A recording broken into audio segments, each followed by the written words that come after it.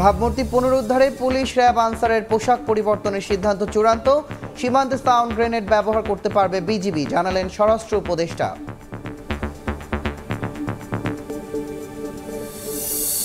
ফেব্রুয়ারির শুরুতেই ঘোষণাপত্র নিয়ে রাজনৈতিক ঐক্যের আশা প্রধান উপদেষ্টার। সরকারকে পূর্ণ সমর্থনের প্রতিশ্রুতি মার্কিন দূতাবাসের চার্জ ডি অ্যাফেয়ার্সের।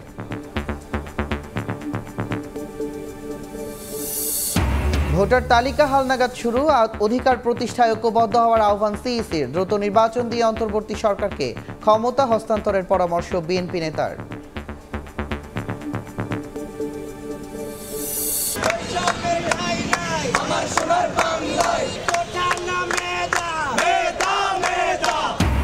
এবার মেডিকেল ভর্তি পরীক্ষায় কোটা বাতিলের দাবিতে রাজপথে শিক্ষার্থীরা।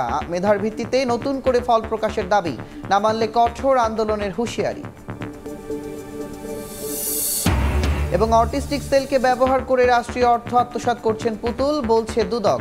বিশ্ব স্বাস্থ্য সংস্থা থেকে সরাতে পররাষ্ট্রের পর এবার স্বাস্থ্য মন্ত্রণালয়ের চিঠি।